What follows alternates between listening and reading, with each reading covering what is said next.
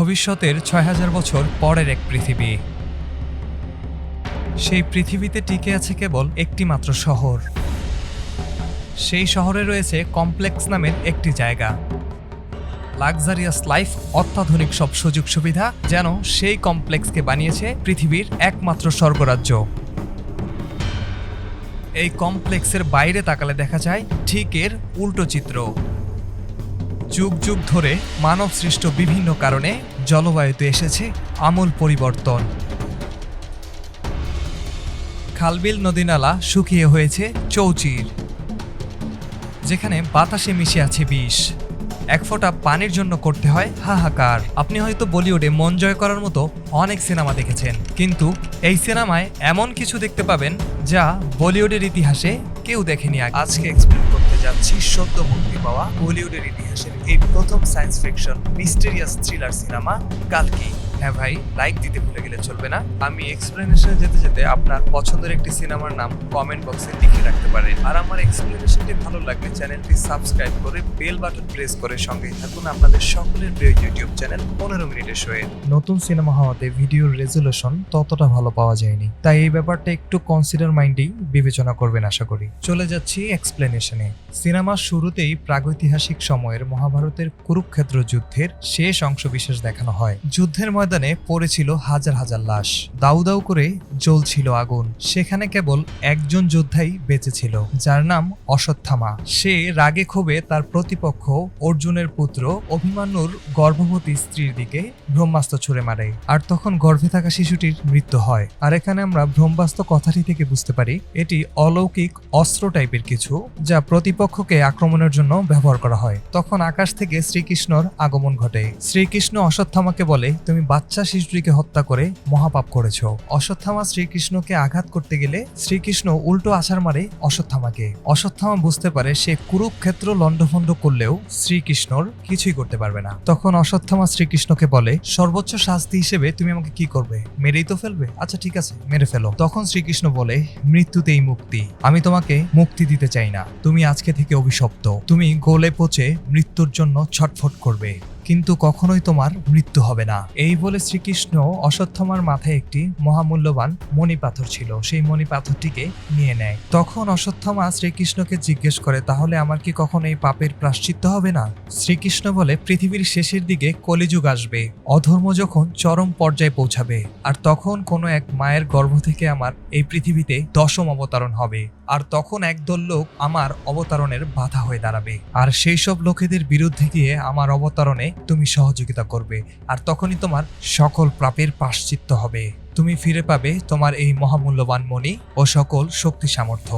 এরপর দেখা যায় 2898 এডি নামের একটি দৃশ্য, অর্থাৎ মহাভারতের কুরুক্ষেত্র যুদ্ধ সময়কাল থেকে ৬০০০ বছর পরের এক পৃথিবীকে, বা শ্রীকৃষ্ণের সেই সময়ের বলা ভবিষ্যতের সেই কলির যুগ, যেখানে খালবিল নদীনালা শুকিয়ে একাকার, গাছপালা প্রাকৃতিক পরিবেশের ছিটে ফোটাও যেখানে দেখা যায় না, সেখানে বাতাসের সাথে উঠছে বিষ। পৃথিবীর খুব দুরবস্থা। পুরো পৃথিবীতে একটা মাত্র শহরই বেঁচে আছে, সেই শহরটির নাম কাশী। এখানে প্রাকৃতিক সৌন্দর্য ও পরিবেশের ভারসাম্য হারিয়ে গেলেও রয়েছে অত্যাধুনিক সব প্রযুক্তির ব্যবহার। এই শহরে উল্টো ত্রিভুজাকৃতির একটি জায়গা রয়েছে, যেখানে প্রাকৃতিক সৌন্দর্য, পরিবেশের ভারসাম্য, অক্সিজেন যুক্ত বাতাস, এক কথায় লাক্সারিয়াস লাইফ লিড করার জন্য যথেষ্ট। আর এই জায়গাটি কমপ্লেক্স নামে পরিচিত। আর এই কমপ্লেক্সের সবচাইতে আশ্চর্যজনক বিষয় হলো এই কমপ্লেক্সটি কৃত্রিম ভাবে তৈরি করা হয়েছে, যা তৈরি করেছেন সুপ্রিম ইয়াস্কিন, বা কলির যুগের কলি। তিনি নিজেকে এই কমপ্লেক্সের গড বলে দাবি করেন। সুপ্রিম ইয়াস্কিনের বিশ্বাস, সে যদি 120 বা তার বেশি দিন গর্ভাবস্থায় থাকা কোনো শিশুর সিরাম সে গ্রহণ করতে পারে, তাহলে সে অমরত্ব লাভ করবে। তাই সে তার কমপ্লেক্সের মধ্যে কৃত্রিমভাবে একটি ল্যাব তৈরি করে। সেই ল্যাবটির নাম দেওয়া হয় প্রজেক্ট কি। আর সেই ল্যাব থেকে যে সকল মেয়েদের সন্তান জন্ম দেওয়ার সক্ষমতা রয়েছে, সেই মেয়েদেরকে এই ল্যাবের মাধ্যমে সিডিং করানো হয়। তারপর সিন কাট হয়ে চলে যায় একটি বাহনের দিকে। যেহেতু কাশী পৃথিবীর একমাত্র শহর, তাই জীবিকা নির্বাহের জন্য কিছু লোক এই বাহনে করে কাশীর উদ্দেশ্যে রওনা হয়েছে। অতিরিক্ত ধুলাবালির কারণে একটি বাচ্চা অসুস্থ হয়ে পড়ে। তখন বাচ্চাটির বাবা বাহনের ভিতরে সবার কাছে পানির সন্ধান করতেছিল। তখন রাভেল বংশোদ্ভূত রুমি নামের একটি লোক পানি দেয়। তখন আরেকটি বাচ্চা বলতে শুরু করে, তুমি ফ্রিতে পানি দিয়ে দিলে?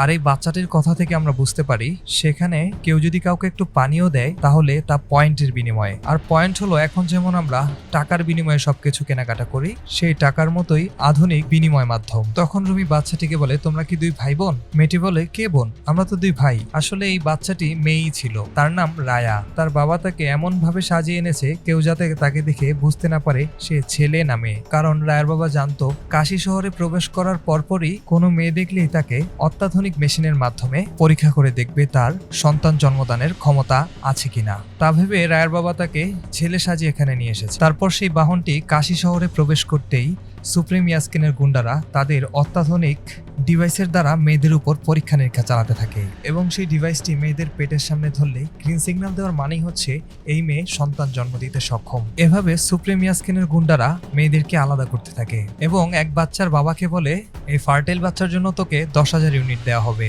যা দেখে রায়ার ছোট ভাই গুন্ডাকে বলে ওঠে, আমি যদি তোমাকে একটি মেয়েকে দেখিয়ে দিই আমাকে কত ইউনিট দেবে? একথা শোনার পরই রায়া পালাতে শুরু করে আর রায়ার পেছনে ছুটতে থাকে ইয়াস্কিনের সেই গুন্ডা বাহিনী। তখন রায়ার সাথে ধাক্কা লাগে সেই বাহনে তার ছোট ভাইকে পানি দেওয়া সেই রুমির সাথে। তখন রুমি রায়াকে সেভ করে একটি আস্তানায় নিয়ে যায়। সেখানে গিয়ে দেখা যায় রুমির বংশোদ্ভূত রাভেলের আরো অনেক সদস্য এখানে আছে।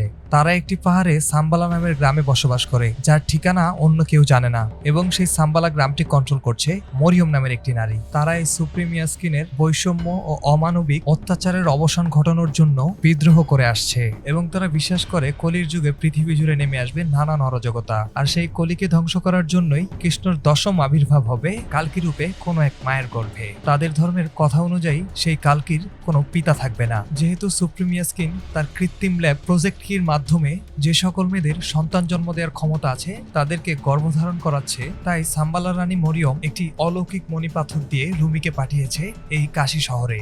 সেই পাথরটি নিষ্ক্রিয় অবস্থায় রয়েছে, কিন্তু শ্রীকৃষ্ণের 10ম আবির্ভাব কল্কি যে মায়ের গর্ভে রয়েছে সেই মায়ের পেটের সামনে এই পাথরটি ধরলেই কেবলমাত্র পাথরটি তার প্রাণ ফিরে পাবে। আস্তানায় বিভিন্ন ব্যাপারে রুমি সাম্বালার অন্য সদস্যদের সাথে কথা বলছিলেন। সেখানে দিভিয়া নামের একটি গর্ভবতী মেয়েও ছিল। হঠাৎই সেই আস্তানায় আক্রমণ করে বসে সুপ্রিম ইয়াস্কিনের গুন্ডা বাহিনীরা। সেখান থেকে পালাতে গিয়ে হঠাৎ রুমির হাত থেকে সেই মণি পাথরটি পড়ে যায় এবং সেই মণি পাথরটি রায়ার সামনে গিয়ে পড়ে। রায়া মণি পাথরটি তার কাছে রেখে দেয়। সুপ্রিম ইয়াস্কিনের গুন্ডা বাহিনী রুমি ও দিভিয়াকে ধরে নিয়ে যায়। তখন দেখা যায় সুপ্রিম ইয়াস্কিনের অবর্তমানে সবকিছু যিনি কন্ট্রোল করে থাকেন সেই কমান্ডার মানুষকে।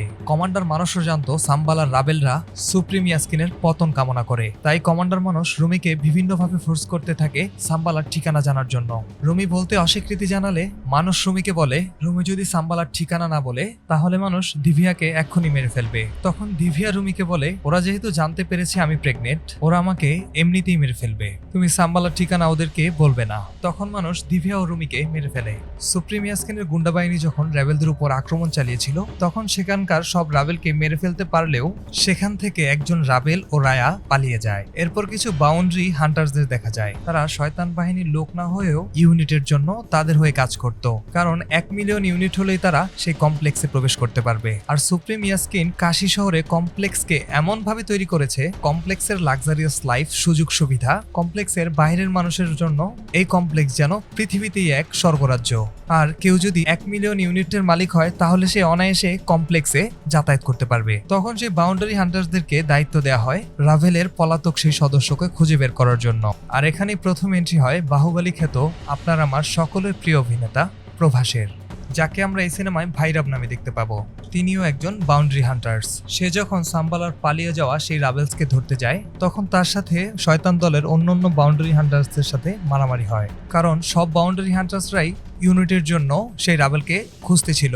সে তখন সেই বাউন্ডারি হান্টারদেরকে হারিয়ে দেয়। আজ পর্যন্ত ভৈরব কোনো ফাইটে হারেনি। যখন ভৈরবের অন্য হান্টারদের সাথে ফাইট হয় তখন শয়তান দলের এক হান্টারের কাছ থেকে ভৈরব একটি কাশীর মূর্তি পেয়েছিল। সেই মূর্তিটি ভৈরব তার সাথে করে নিয়ে আসে। তখন তা দেখে এক মুরব্বী বলে, তুমিই পারবে এই কাশী শহরকে রক্ষা করতে, কারণ হিন্দু ধর্মে প্রচলিত আছে কাশীর রক্ষাকর্তা হলো কাল ভৈরব। কিন্তু এই ভৈরবের মাঝে তেমন কিছুই লক্ষ্য করা যায় না, কারণ ভৈরব যেখানে ইউনিট পায় তার পক্ষ নিয়েই কাজ করে। আর সেই সাম্বালার রাবেলকে ভৈরব ধরে নিয়ে এসে তার কাছে বন্দী করে রাখে। পর দেখা যায় সুপ্রিম ইয়াস্কিনের কমান্ডার মনসের সহযোগী বাণী একটি খনন কাজ শেষে সেখান থেকে একটি বড় ধনুক পায়, কিন্তু সেই ধনুকটি সম্পর্কে সে কিছুই জানে না। সে কথাই তিনি বলছিলেন কমান্ডার মনসকে। এরপর এই সিনেমায় প্রথমবারের মতো এন্ট্রি হয় দীপিকা পাদুকোনের। তাকে অন্যান্য মেয়েদের মতো প্রজেক্ট কিতে নিয়ে সিডিং করানো হয়েছিল, কিন্তু বারবার পরীক্ষা নিরীক্ষার পর সেই সিডিং দীপিকার গর্ভে কাজ না করায় সিডিং এ গর্ভধারণ করার অন্যান্য মেয়েদের সেবা যত্নের জন্য রাখা হয়েছে দীপিকা পাদুকোনকে। সেখানে দীপিকার কোনো নাম ছিল না, শুধু একটি নাম্বার ছিল, তার নাম্বারটি হলো SUN80। দীপিকার মতো এখানে আরো অনেক মেয়েরা ছিল যাদের সিডিং এর রেজাল্ট নেগেটিভ আসতো, তাদেরকে সিডিং এ পজিটিভ সকল মেয়েদের সেবা করার জন্য রাখা হয়েছিল। তারপর একটা মেয়েকে দেখা যায় সেই প্রজেক্ট কির ভেতরে প্রবেশ করানো হয়েছে।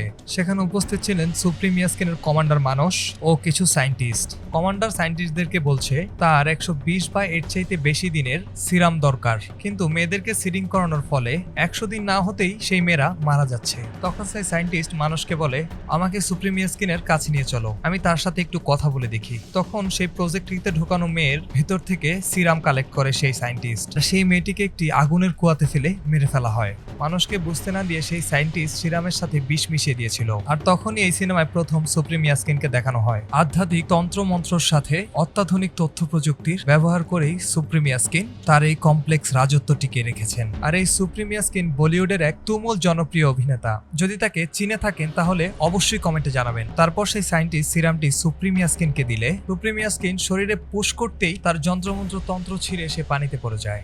তখন সে বলতে শুরু করে, অনেকদিন পর আমাকে কেউ মারার চেষ্টা করলো। তারপর সেখান থেকে উঠে এসে সেই সায়েন্টিস্টকে গলা চেপে ধরে মেরে ফেলে। এরপরে আবার সিন চলে যায় ভাইরাবার দিকে।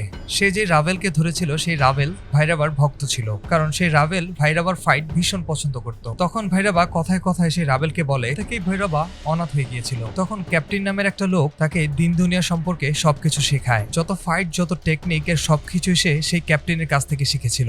একবার ক্যাপ্টেন জুয়ায় হেরে আমাকে বিক্রি করে দিতে চেয়েছিল, তখন আমি ক্যাপ্টেনের কাছ থেকে শেখা কৌশলে ক্যাপ্টেনকে বিক্রি করে দিয়েছিলাম। এরপর রক্সি নামের একটি মেয়েকে দেখানো হয়। সে কমপ্লেক্সের ভেতরে 60 দিনের জন্য একটি কাজ পেয়েছে। সেই রক্সি নামের মেয়েটি ভৈরবাকে ভীষণ পছন্দ করত। ভৈরবা রক্সিকে বলে তাকেও সাথে করে কমপ্লেক্সের ভিতরে নিয়ে যেতে। রক্সি বলে ভৈরবা যদি তার প্রেমে রাজি হয় তাহলেই সে ভৈরবাকে কমপ্লেক্সের ভিতরে নিয়ে যাবে। কমপ্লেক্সে ঢোকার জন্য ভৈরবা রক্সিকে হ্যাঁ বলে দেয়। তারপর রক্সি ভৈরবার জন্য একটি 1 ঘন্টার পাস বানিয়ে নিয়ে আসে। রক্সির সাথে করে ভৈরবা কমপ্লেক্সের ভিতর প্রবেশ করে। ভিতরে প্রবেশ করে ভৈরবার সেখানকার আলো বাতাস, ফুল ফলের গাছ, লাক্সারিয়াস লাইফস্টাইল সবকিছু যেন তার কাছে স্বপ্নের মতো মনে হচ্ছে। আর এর সবকিছুই আর্টিফিশিয়াল ভাবে সুপ্রিম ইয়াস্কিন তৈরি করে রেখেছে। ভৈরবা সেখানে গিয়ে কি রেখে কি করবে বুঝতে পারছিল না। কমপ্লেক্সের রুলস রেগুলেশন ভঙ্গ করার কারণে ভৈরবাকে সেখানকার সিকিউরিটিরা বের করে দেয়। তারপর সেই রায়াকে দেখানো হয়। রায়া যখন সেই মণি পাথরটি নিয়ে পালাচ্ছিল তখন কমান্ডার মনুষ্যের একটি রোবট রায়াকে ফলো করে। রায়া পালানোর জায়গা খুঁজতে খুঁজতে একটি পুরনো মন্দিরের ধ্বংসস্তূপের তলদেশে চলে যায়। আর সেখানেই দেখা যায় 6000 বছর ধরে শাস্তি ভোগ করা সেই অশ্বত্থামাকে। রায়া অশ্বত্থামার সামনে গিয়ে পড়ে গেলে রায়ার কাছে থাকা সেই মণিপাথরটি জ্বলে ওঠে। আর সেই মণিপাথরটি ছিল যে পাথরটি 6000 বছর আগে অশ্বত্থামার কপাল থেকে কৃষ্ণ তুলে নিয়েছিল। সেই পাথরটি পেয়ে অশ্বত্থামা বুঝতে পারে কৃষ্ণের 10ম আবির্ভাবের সময় হয়ে গিয়েছে। আর পাথরটি পেয়ে অশ্বত্থামা তার আগের শক্তি সামর্থ্য ফিরে পায়। অশ্বত্থামার শক্তি সামর্থ্যের কাছে এই রোবট কিছুই না। রায়াকে তাড়া করা সেই রোবটটিকে অশ্বত্থামা তুলোধুলো করে ফেলে। তারপর SUN80কে দেখা যায়, অর্থাৎ দীপিকা পাদুকোন। তিনি 5 মাসের প্রেগনেন্ট, কিন্তু এই ব্যাপারটি তিনি সবার কাছ থেকে লুকিয়ে রেখেছেন। হঠাৎ দীপিকা পড়ে গেলে তা দেখে ফেলে তার সহকর্মী লিলি। কিন্তু দীপিকা চেয়েছিল তার বাচ্চাটিকে পৃথিবীর আলো দেখাতে, কিন্তু তখনই দেখা যায় সুপ্রিম ইয়াস্কিন 150 দিন অর্থাৎ 5 মাসের একটি সিরামের জন্য পাগল হয়ে গিয়েছে।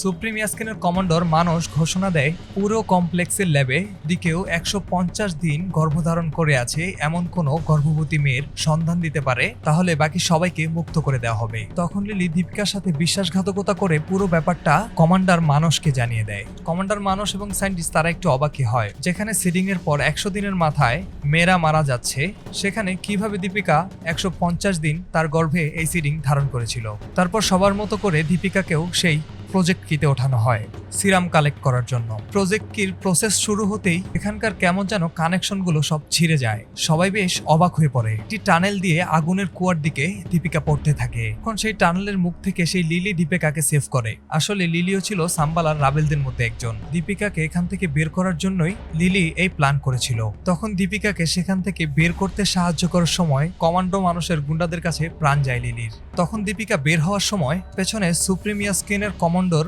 গুন্ডা বাহিনী আর সামনে আগুন। এই পরিস্থিতিতে দীপিকা আগুনের মধ্য দিয়েই হেঁটে যাওয়া শুরু করে, কিন্তু আগুন যেন দীপিকাকে স্পর্শ করছে না, যা দেখে গুন্ডা বাহিনী দীপিকার পেছনে পেছনে আসতে চাইলে দীপিকা আগুন থেকে বের হয়ে গেলেও সেই গুন্ডা বাহিনী আগুনে পড়ে শেষ হয়ে যায়। সিন চলে যায় কমান্ডার মানস ও কাউন্সিলর বাণীর দিকে। তারা সেই ধনুকটি নিয়ে কথা বলছে। বাণী বলছে গতকালকে পর্যন্ত এই ধনুকটি স্পর্শ করা গিয়েছিল, কিন্তু আজ এমন কি হলো যে ধনুকের কাছেই যাওয়া যাচ্ছে না। কমান্ডার মানুষকে দেখানোর জন্য বাণী একটি রবটকে সেই ধনুকটি স্পর্শ করতে বলে। স্পর্শ করার সাথে সাথে সেই রবটটিও গলে যায়। তারপর দেখা যায় তিনজন লোক দীপিকাকে সেভ করে। এরা হলেন ভিরান, অর্জুন ও কায়রা। তারা তিনজনই সাম্বালার রাবেল। অর্জুন ও কায়রা একে অপরকে ভালোবাসতো। তখন তারা দীপিকাকে নিয়ে একটি বাহন করে সেই সাম্বালার উদ্দেশ্যে রওনা হয়। তখন কায়রা দীপিকাকে বলে এসইও মেয়েটি কোনো নাম হতে পারে না। তখন কায়রা এসইও মেয়েটির সাথে মিলিয়ে দীপিকার নাম রাখে সুমতি। আর এতক্ষণে কমপ্লেক্সে ঘোষণা করা হয় যে দীপিকাকে ধরে দিতে পারবে তাকে 1 মিলিয়ন ইউনিট দেয়া হবে। এদিকে ভিরান, অর্জুন ও কায়রা সুমতিকে নিয়ে সাম্বালার উদ্দেশ্যে রওনা হয়েছে। মাঝপথে সুপ্রিম ইয়াস্কিনের গুন্ডা বাহিনী সেই বাহনটিকে থামিয়ে দেয়। তারা জানতে চায় বাহনে কি আছে। তখন এক পর্যায়ে কায়রার সাথে সেই গুন্ডা বাহিনীর তুমুল ফাইট হয়। অর্জুন আহত হয়ে পড়ে এবং কায়রা সেখানেই মারা যায়। এরপর অর্জুনের জ্ঞান ফিরলে কায়রার জন্য কান্না করতে থাকে। আর এইদিকে 1 মিলিয়ন ইউনিটের আশায় অন্যান্য বাউন্ডারি হান্টার্সরাও সেই বাহনটিকে ঘিরে ফেলে। অর্জুন ভিরন তখন অসহায় হয়ে পড়ে। তখনই সেই রায়াকে দেখা যায়। রায়া সেই গুন্ডাদেরকে বলে অস্ত্র ফেলে দিতে। তখন গুন্ডারা বলে তুই কি আমাদের মারবি নাকি? তখন রায়া বলে আমি না, আমার টিচার তোদেরকে মারবে। তখন সাইড থেকে বেরিয়ে আসে অশ্বত্থামা। দীপিকার কাছে যেতেই তার মনেটি জ্বলে ওঠে। তখন সে বুঝতে পারে দীপিকার গর্ভ থেকেই শ্রীকৃষ্ণের 10ম অবতরণ কালকির আবির্ভাব ঘটবে। তখন অশ্বত্থামা সুমতিকে মা বলে সম্বোধন করে, কিন্তু সুমতি তখনও বুঝে উঠতে পারে না কেন তাকে মা বলেছে অশ্বত্থামা। এই সিনেমায় অশ্বত্থামাকে স্বাভাবিক অন্যান্য মানুষের থেকে অনেক বড় দেখানো হয়েছে, কারণ মহাভারতের কুরুক্ষেত্রের যুদ্ধ থেকে কলির যুগ পর্যন্ত 6000 বছর পেরিয়ে গিয়েছে। আর 6000 বছর আগের মানুষের আকৃতি কেমন হয় তা বোঝানোর জন্য অন্য সব সাধারণ মানুষের থেকে একটু আলাদা করেই অশ্বত্থামাকে উপস্থাপন করা হয়েছে। এরপর অশ্বত্থামা একাই সে গুন্ডা বাহিনীকে নাস্তানাবুদ করে ফেলে। গুন্ডা বাহিনীর একাধিক গুলি অশ্বত্থামার গায়ে লাগলেও অশ্বত্থামার কিছুই হয় না, কারণ অশ্বত্থামার উপর শ্রীকৃষ্ণের অভিশাপ ছিল, সে কখনো মরবে না। তখন অশ্বত্থামা সুপ্রিম ইয়াস্কিনের গুন্ডা বাহিনীকে তুলোধুলো করে ফেলে। আর এরই মধ্যে ভৈরবা জানতে পারে সুমতি অর্থাৎ দীপিকাকে ধরে দিতে পারলে সে 1 মিলিয়ন ইউনিট পাবে। ভৈরবার একটি অত্যাধুনিক বাহন ছিল। তখন সেই বাহনটি নিয়ে ভৈরবা চলে যায় সুমতি অর্থাৎ দীপিকার খোঁজে। সেখানে গিয়ে ভৈরবা তার বিভিন্ন রূপে অশ্বত্থামার সাথে ফাইট শুরু করে, কিন্তু অশ্বত্থামা ছিল কুরুক্ষেত্রের খেলোয়াড়। ভৈরবার বিভিন্ন রূপ ধারণ, বিভিন্ন টেকনিক কোনো কিছুই যেন কাজে আসছিল না। যেই ভৈরবা আজ পর্যন্ত কোনো ফাইটে হারেনি, সেই ভৈরবা অশ্বত্থামার কাছে পরাজয় বরণ করেন। তারপর ভিরান সুমতি ও অশ্বত্থামাকে নিয়ে সেই সাম্বালার দিকে রওনা হয়। কিন্তু সাম্বালার রাস্তা পাহাড়ের এমন এক নির্জন জায়গায় ছিল যেখানে সাম্বালায় বসবাস করা লোকজন ছাড়া কেউ বুঝতেই পারবে না এখান দিয়ে সাম্বালা নামের কোনো জায়গায় প্রবেশ করা যায়। তারপর ভিরান সাম্বালায় প্রবেশ করতেই সাম্বালার সৈন্যবাহিনীদের মধ্যে একটু সন্দেহ কাজ করা শুরু করে। সেখানে আসে সাম্বালার রানী মরিয়ম। অশ্বত্থামার কাছে মরিয়ম সেই মণিপাথরটি জ্বলজ্বল করতে দেখে বুঝে ফেলে শ্রীকৃষ্ণ এই সুমতির গর্ভেই আছে। তখন মরিয়ম সবাইকে বলে বেল বাজিয়ে তাকে বরণ করে নেয়ার জন্য, কিন্তু তাতেও মরিয়মের কমান্ডার কিছুটা অসঙ্গতি জানায়। এর পরক্ষণেই দেখা যায় মরুভূমিতে বৃষ্টির আগমন, যে বৃষ্টি শত শত বছর পার হয়ে গেলেও সাম্বালাবাসী দেখতে পায়নি। আরো দেখা যায় 100 বছরের পুরনো মৃত গাছে নতুন করে পাতা গজিয়েছে। তখন মরিয়মের কমান্ডার বলে বেল বাজিয়ে দাও, আমার আর কোনো সন্দেহ নেই। তখন বেল বাজিয়ে সুমিতি ও অশ্বত্থামাকে গ্রহণ করে সাম্বালাবাসী।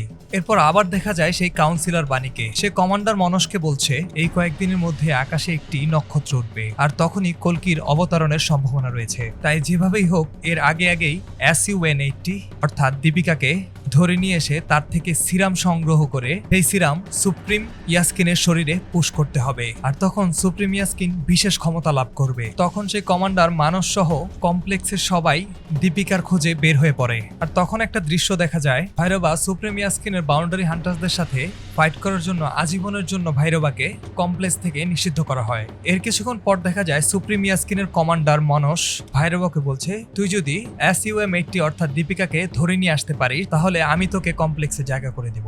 ভৈরব তার কাছে থাকা সব ইউনিট শেষ করে তার অত্যাধুনিক যানটিকে আরো বেশি অত্যাধুনিক করার জন্য লেগে পড়ে। আর এইদিকে দীপিকা অশ্বত্থামাকে বলছে আমি স্বপ্নে দেখেছি এখানে আমার জন্য অনেক মানুষ মারা গিয়েছে, আমি চাই না আমার জন্য আর একটি মানুষও মারা যাক। আমি যেখানে যাচ্ছি সেখানেই যেন বিপদ ধেয়ে আসছে, এমন এমনকি আমার গর্ভের শিশুটির কি হবে তাও আমি জানি না। তখন অশ্বত্থামা বলে, মা তোমার গর্ভের শিশুটি রক্ষা করার দায়িত্ব আমার। পর রায়া ও অশ্বত্থামা কথা বলছিল।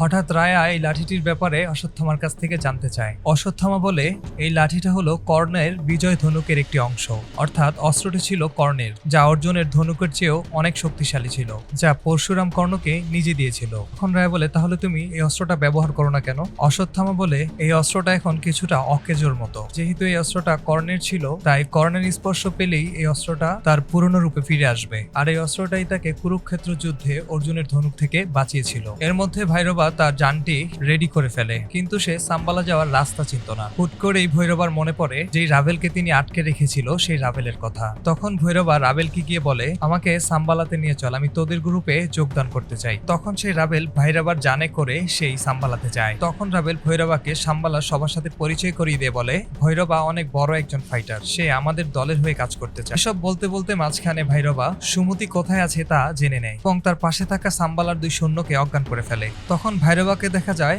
অশ্বত্থামার রূপ ধারণ করতে। অশ্বত্থামার রূপ ধারণ করে ভৈরবা সুমতিকে নিয়ে বেরিয়ে যেতে চাইছে সাম্বালা থেকে, তা অশ্বত্থামার চোখে পড়ে। এখন অশ্বত্থামার সাথে অশ্বত্থামার রূপ ধারণ করা ভৈরবার তুমুল ফাইট হয়। অশ্বত্থামার কাছে ভৈরবার নকল রূপ বেশিক্ষণ স্থায়িত্ব লাভ করতে পারেনি। ভৈরবা ফাইট করতে করতে যখন সে আর পারছিল না, তখন সে তার রোবটিক একটি অত্যাধুনিক যান ব্যবহার করে। রোবটটি দিয়ে কিছুক্ষণ ফাইট করতে পারলেও শেষ অবধি অশ্বত্থামার কাছে সেই রোবটটিকেও হার মানতে হয়। আর ওইদিকে কমান্ডার মানুষ সুপ্রিম ইয়াস্কিনের সেনা সৈন্য দল নিয়ে চলে আসে সাম্বালাতে। সাম্বালার আর্মিরাও খুব শক্তিশালী ছিল, তাদের কাছেও আধুনিক টেকনোলজির অনেক অস্ত্র শস্ত্র ছিল। একটা সময় দেখা যাচ্ছিল সুপ্রিম ইয়াস্কিনের সৈন্যদলকে হারিয়ে দিচ্ছে সাম্বালার আর্মিরা, কিন্তু পরক্ষণেই দেখা যায় কমান্ডার মানুষ পলিপুরুষ নামে একটি আধ্যাত্মিক অস্ত্রের মাধ্যমে সাম্বালার আর্মিদের ধ্বংস করে দিতে থাকে। তখন সাম্বালার রানী মরিয়মও যুদ্ধে নেমে পড়ে। তার হাতে থাকা চাবুকের মতো একটি অস্ত্র দিয়ে সুপ্রিম ইয়াস্কিনের সৈন্যবাহিনীর উপর আঘাত করতে থাকে। তারপর একটি অত্যাধুনিক যানে করে সুমতি অর্থাৎ দীপিকাকে পালিয়ে যেতে বলে, কিন্তু কিছুক্ষণ পর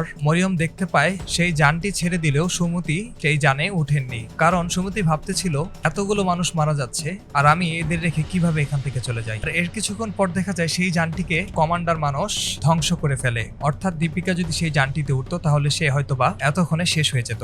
এরপর মরিয়ম কমান্ডার মানুষের সাথে যুদ্ধ করতে গেলে কমান্ডার মানুষের কালীপুরুষ নামের সেই অত্যাধুনিক অস্ত্রের আঘাতে মৃত্যু হয় মরিয়মের। এরপর কমান্ডার মানুষ দীপিকাকে তার তন্ত্রমন্ত্র দিয়ে বেঁধে তার স্পেসশিপে তুলে ফেলছিল প্রায়, কিন্তু অন্য একটি স্পেসশিপের সাথে ধাক্কা লাগায় দীপিকা সেখান থেকে পড়ে যায়। দীপিকা খাদে পড়ে যাওয়ার আগ মুহূর্তে অশ্বত্থামা তাকে ধরে ফেলে। দীপিকা হঠাৎ অশ্বত্থামার হাত থেকে ফসকে গেলে অশ্বত্থামার সাথে ভৈরবা এসে দীপিকাকে সেখান থেকে উঠায়। তারপর দেখা যায় অশ্বত্থামার সজোরে ভৈরবার উপর আঘাত করলে ভৈরবা অজ্ঞান হয়ে যায়। তখন সুপ্রিম ইয়াস্কিনের কমান্ডো মানুষ তার এক অত্যাধুনিক প্রযুক্তির মাধ্যমে অশ্বত্থামাকে বেঁধে ফেলে। তখন কমান্ডার মানুষ দীপিকাকে তার স্পেসশিপে তুলে ফেলে।